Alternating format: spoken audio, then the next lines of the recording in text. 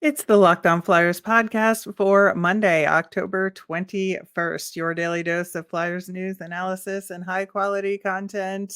They're so bummed out when the Flyers lose their home opener. Yeah, they shot themselves in the foot.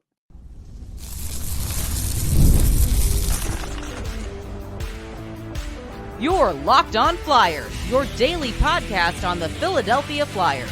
Part of the Locked On Podcast Network, your team every day. Hey there, and thanks for making Locked On Flyers your first listen every day. I am Rachel Donner. You can find me on Twitter at rmiriam. I'm here, as always, with Russ Cohen, who's on all your favorite social media apps at Sportsology. We are at Locked On Flyers on Instagram, Threads, Blue Sky, and Twitter as well. Today's episode is brought to you by FanDuel. Place your first $5 bet and you'll get started with $200 in bonus bets guaranteed. Visit fanduel.com to get started. You can find us over on YouTube. We're on the SiriusXM app or anywhere you listen to podcasts. Subscribe to get our latest episode as soon as it's available here on the Locked On Podcast Network, your team every day. In some ways, I kind of want to put off talking about that game against the Canucks because there's not a lot of good to talk about there. But in the meantime, there was some news at the NHL level that came out on Saturday about the awards this year, that there's going to be big changes. Elliot Friedman reported that there won't be an award show this season, and they're looking to mix it up, do something creative, maybe something similar to what the NBA did during the first round of the playoffs this year with like kind of individual vignettes and or maybe do something like, surprising guys at their home or practice with the trophies or something like that. Yeah, I mean, there's going to be less media in Los Angeles, so why have it? Like, that's really the reason.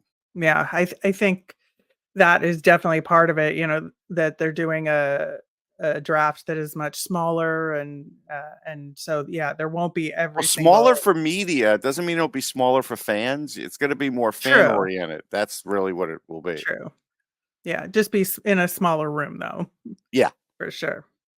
Um, the Flyers took Sunday off. There'll be practice today to get set for the back-to-back against the Caps, which we're going to talk about a little bit later in the show.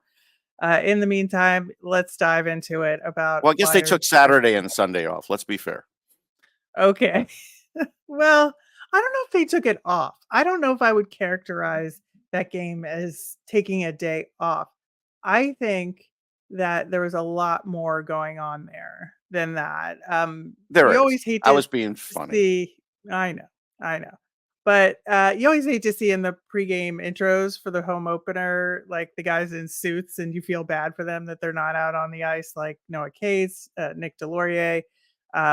Nick Sealers is of course still hurt, so that's why he was on the bench in a suit, which we're going to talk about him and if they are missing him or not. But I think, the big kind of question mark that everybody had going into this game was this seemingly last minute decision to put Sean Couturier at wing on the fourth line. Like, what did people make of that at the arena?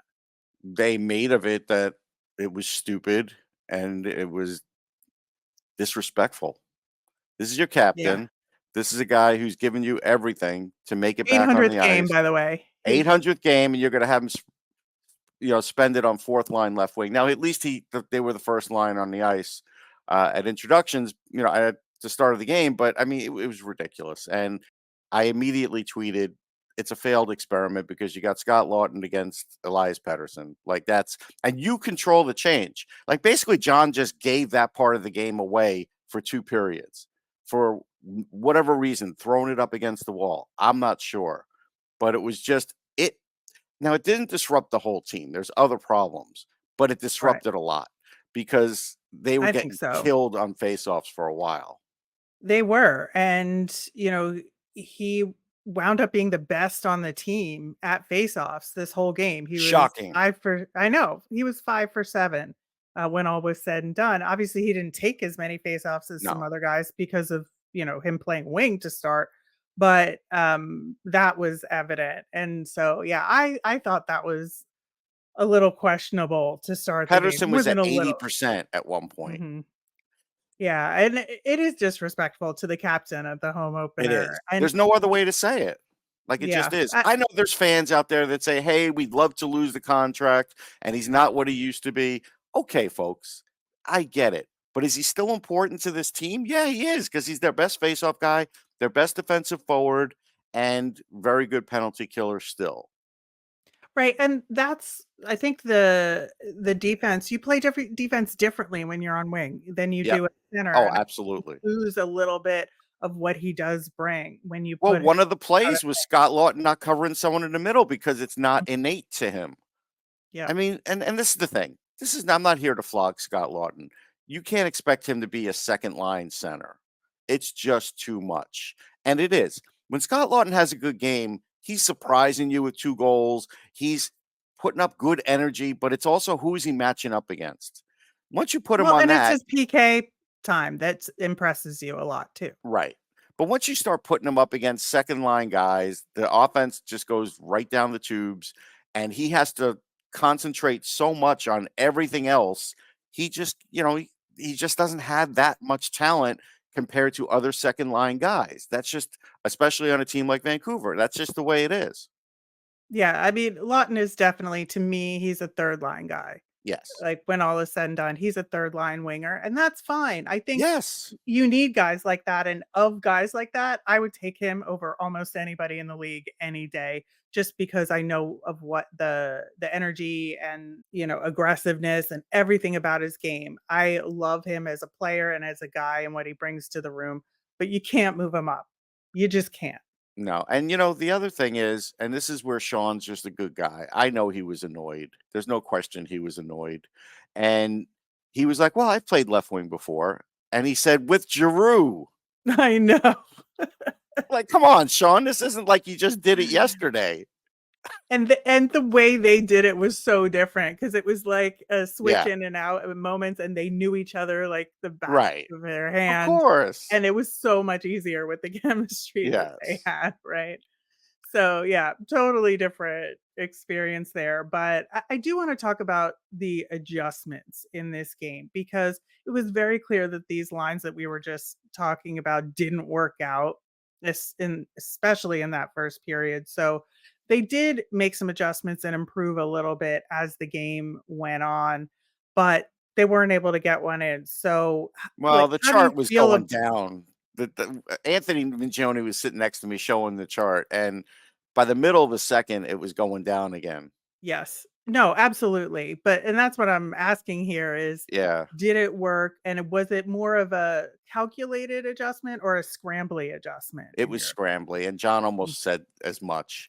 Uh, the problem is when you're falling back on, and John had no choice. Well, there were some good scoring chances. We missed the net, whatever. Like, why are you missing the net? Like, are you afraid of Kevin Lankinen? Is he too much of a goalie for you? Like, I Well, which was interesting because he's the one that played a net against the Flyers the last right. time, and it was smart of them to put him back out there Yeah, why against the not? Flyers. Right, why not? I But here's some things. So remember how I said they had a chat with Owen Tippett? You would never know. Owen Tippett had some really Well, I good scoring wanna chances. Yeah, I wanna get into him more in the All right, next we'll do segment next when we segment. dive into That's some fine. some players here because there's some really interesting stats that we can talk about when it comes to him, but yeah, put a pin in that because that's a huge topic of We'll talk conversation about right now. defense for a minute then. I mean, Yeah, Eric Johnson's a good guy. He can't play second pairing. It should never happen. And even him and Risto is not a good no, pairing. You had no. Emil Andre sitting on the bench. They could have used the speed, and the second power play was just dreadful. And you could have used him on that. The fact that they're not using him is just ridiculous. And he should have gotten a chance at some point, or at least at this home opener. I don't understand where they thought they had their best lineup with the way they started it, with the way it was on paper. I don't know how you sign off on that.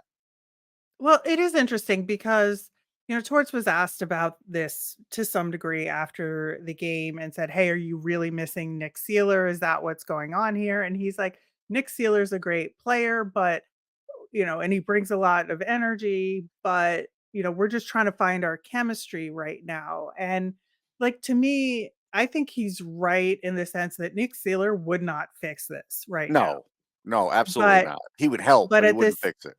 exactly. That's exactly where I think Torts was trying to say that without saying it to Correct. some degree.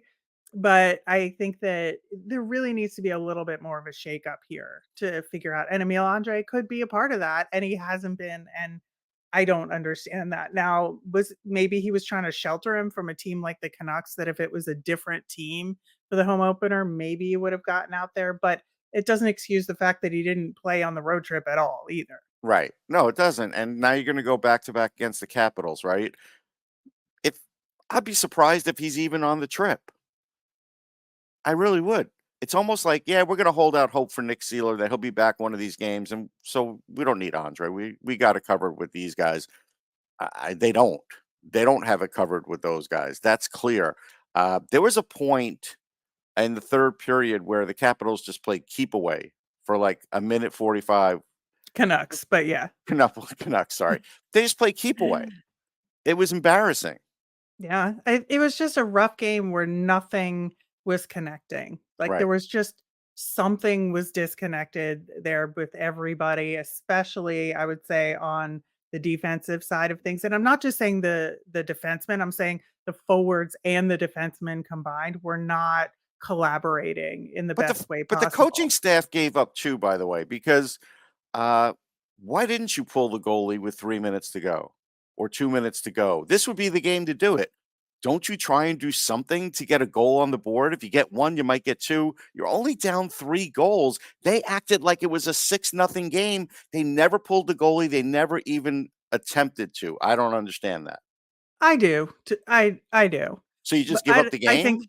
well, I think that the players dictated that. I think there was this flurry of activity, and maybe they were going to get something in up until about that mark, and then the players gave up, in my opinion. And to me, the coaches were like, pulling the goalie isn't going to help because the But they players could have aren't done it earlier. in. That's my point. There was like 3 and Maybe. change. Yeah, you just I'm try it. Like, thinking, what's the but harm of trying it?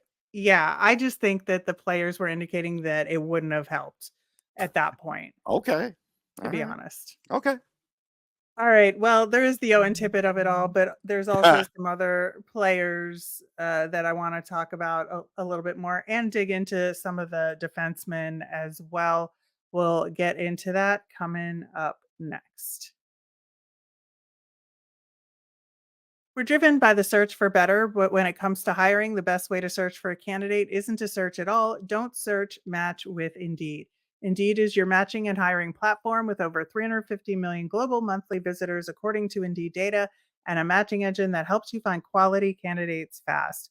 One of the things I love about Indeed, it makes hiring all in one place easy because you can avoid all the busy work. You can use Indeed for scheduling, screening, and messaging so you can connect with candidates faster. Indeed doesn't just help you hire faster. 93% of employers agree Indeed delivers the highest quality matches compared to other job sites, according to a recent Indeed survey. Leveraging over 140 million qualifications and preferences every day, Indeed's matching engine is constantly learning from your preferences. So the more you use Indeed, the better it gets. Listeners of Locked On Flyers will get a $75 sponsored job credit to get your jobs more visibility at Indeed.com/locked on. Just go to Indeed.com/locked on right now and support our show by saying you heard about Indeed on Locked On Flyers. That's Indeed.com/locked on. Terms and conditions apply. Need to hire? You need Indeed.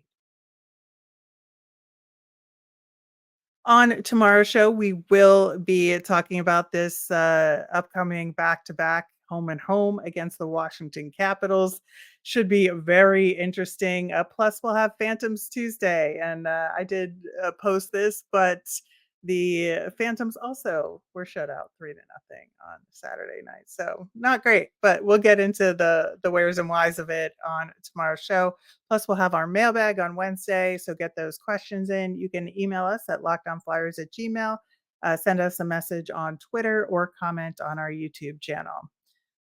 All right, Russ. So Owen Tippett. Now, he hit the post on the first power play of the game. There were a bunch of posts in this game.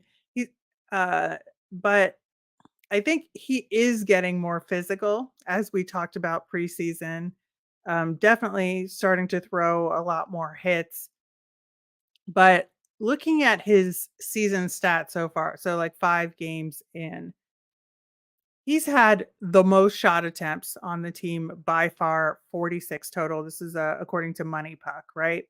Of those 46 shots, 17 were shots on goal, 15 missed the net, and 14 were blocked. So here's the thing I have, because I've been watching him intently for a few games, more than I probably should, because there's other players on the team. Like I do want to say, Matvei Michkov had a good game, just so people understand there was some good. Yeah. He Yeah. was one of it. But all right, so back to Tippett. The issue with him is goalies have the book on him. They totally do. As an example, there was a play in the first period where Tippett gets a little bit of a break going down the left side. He stays on the left side. Lankinen's sort of like in the middle. He slowly goes over to cover the corner. By the time Tippett shoots it, he's right in the corner. It's right in his chest. Same with the third period. Same with a lot of the periods. All he had to do was make a move, even just a fake move to the middle, and go and shoot it in the corner, and Lankinen would have bit. He did nothing to get Lankinen to bite. If I were Owen Tippett and the coaching staff, I would have him out after practice and work with him for a good hour, and have someone work with him and say, listen, deception. There's a thing called deception. He doesn't do it. A lot of players do it. Watch tape on Austin Matthews, Owen. Yeah. Watch how he does it. Yeah, it is interesting because I think he's dependent on his speed as a Correct. way to get scoring attempts, because he just figures he's going so fast that the goalies won't have time to make a move to whichever side he picks, Right. right? And that's the end of the line as far as the strategy goes. But I think he also is shooting himself in the foot in a lot of ways, because he has um almost basically 47% of his unblocked shots miss the net.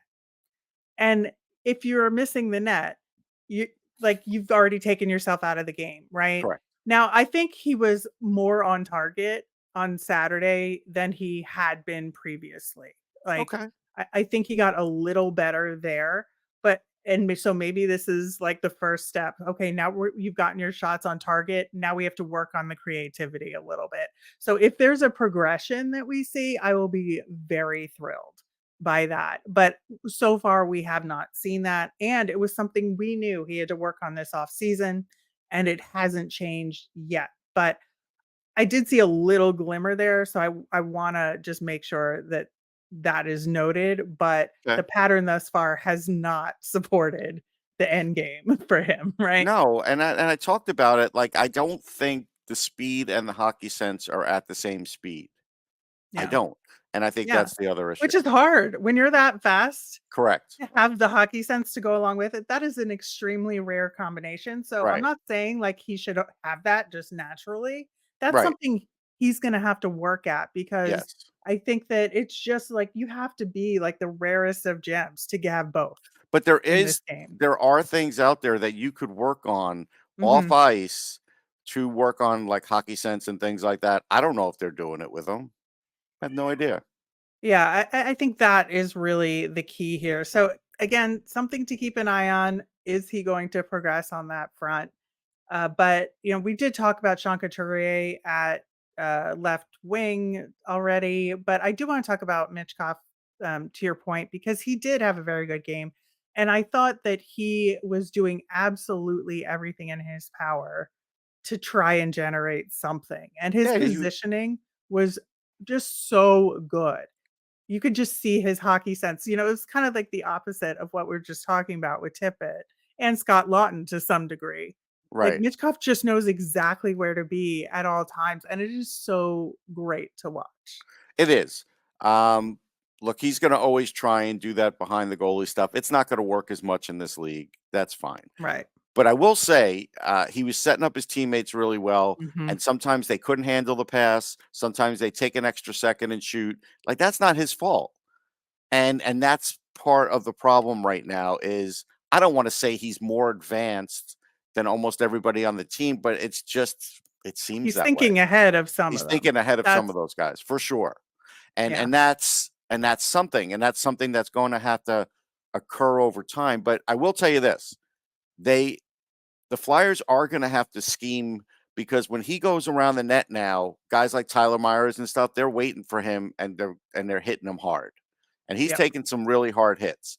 You could do something schematically to help that. Either tell him try to go on the other side, or hey, we'll kind of run a legal pick play here so you can get free without it being interference. There's little things you could do, or we'll be there to hit them instead of them hitting Yeah. you. They've got to scheme that for him. Otherwise, he's going to be a target when he tries to do that, especially against the really good teams.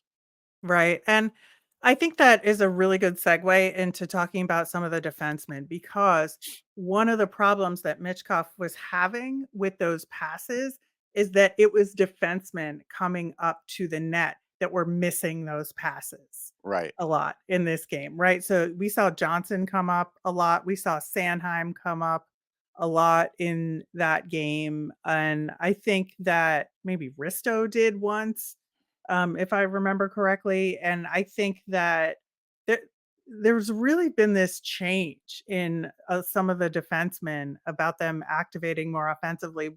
And I think that it's good in a lot of ways, but it then creates this need to have a more team-oriented defense that isn't happening.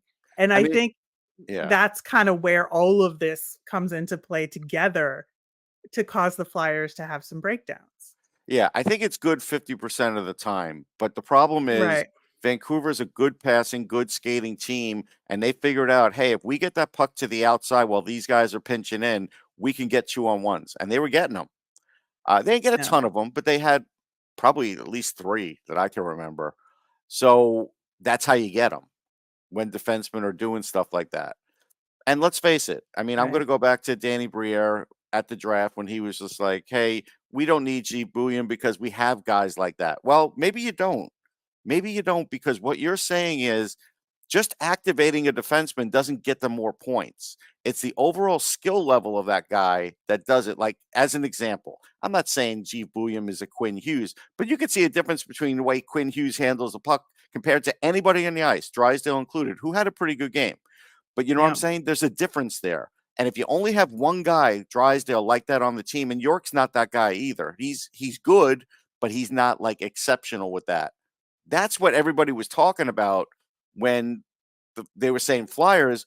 We get it size wise, but there's a level here that you don't have on your blue line. Right. And it is interesting because I agree. Jamie Drysdale did have a good game. And I think he's really balancing the tort system, shot Yes, blocking stuff with his offensive skills. I think he's actually doing a really good job of he that is. this year.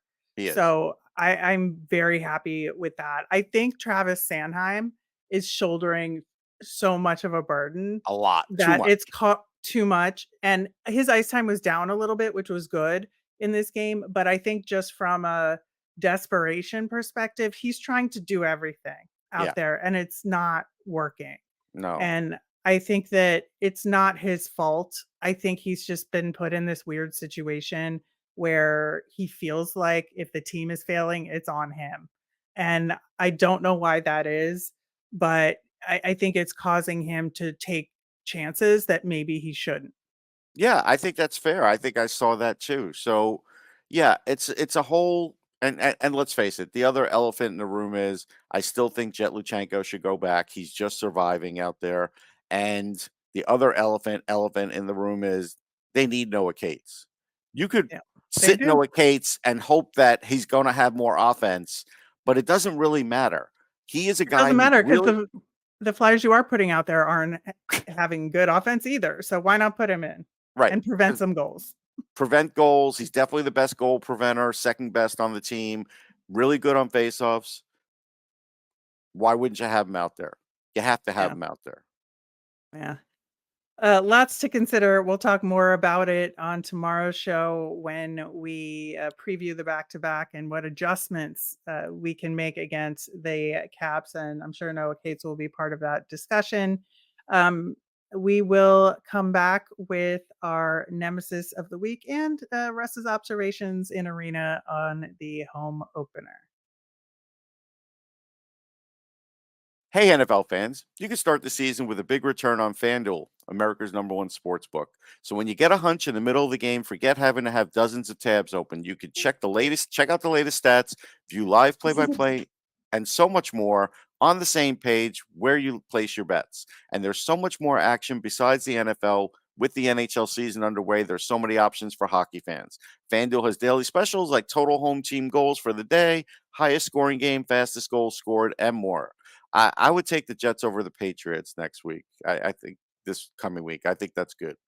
You'll get started with $200 in bonus bets guaranteed when you place your first $5 bet. That's FanDuel.com.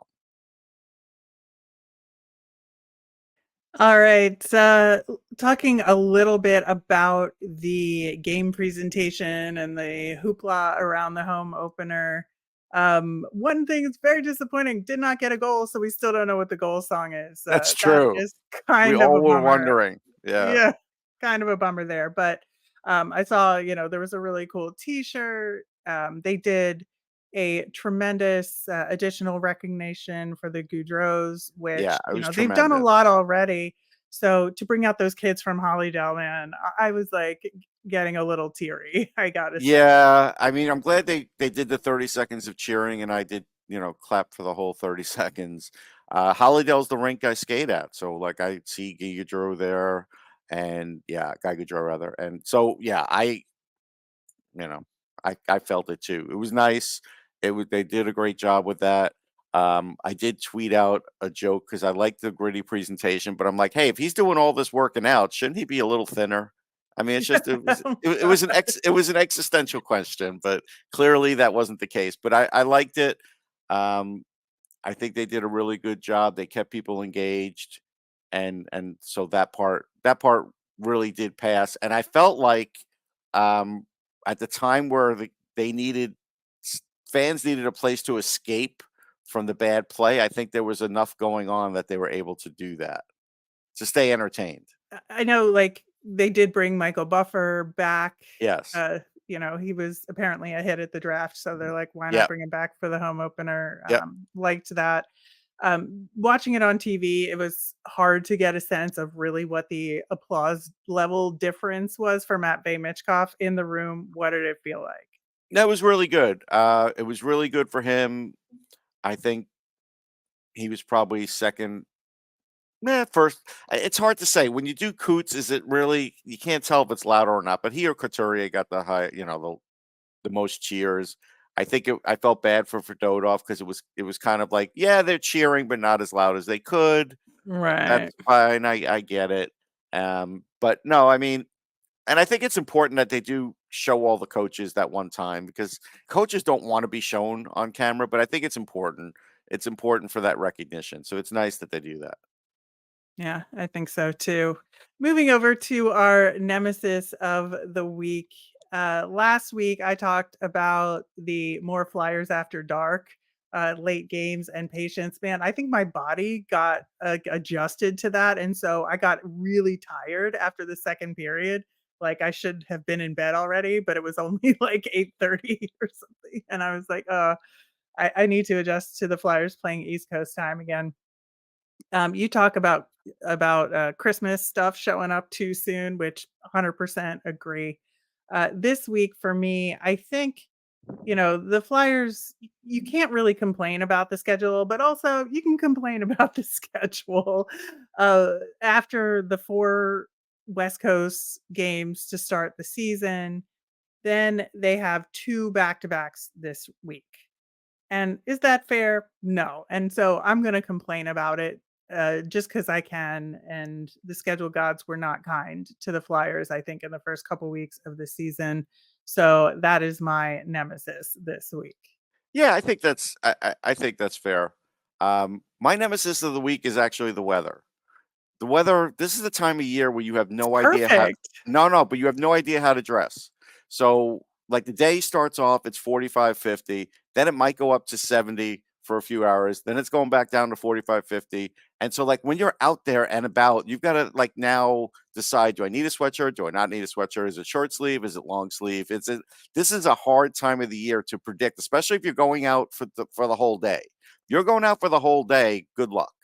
That's my nemesis for this week. That's interesting because I think my time living in the Western desert in Utah helped me with having a full day's plan when you have a 30-degree temperature difference from throughout the day. Sure, but So we're I not have used to no it here. Yeah, I have no issues with preparing for a day like this, and this is the perfect time of year weather-wise for me. So I am in my element, So when but it's I can certainly 81 understand it. on Tuesday, that's perfect, and then it goes down to 45 at Love night. I love it when it cools off at night like that. All Love it. right. All right. All right, that will do it for today's show. We will be back tomorrow with a preview of Flyers vs. Caps and Phantoms Tuesday. As a reminder, we always want to hear from you. Send in your mailbag questions on Twitter at Locked On Flyers. You can email us at lockedonflyers@gmail.com or comment on our YouTube channel. I'm Rachel. I'm on Twitter at rmiriam. That's RMIRIAM. I'm Russ. I'm at Sportsology, SPORTSOLOGY. Thanks for making Locked On Flyers your first listen today. For your second listen, find Locked On Fantasy Hockey. Become a fantasy hockey expert and get the edge over your league mates with daily tips from Steal and Flip. Find Locked On Fantasy Hockey on YouTube or wherever you listen to podcasts. Have a great day, everyone.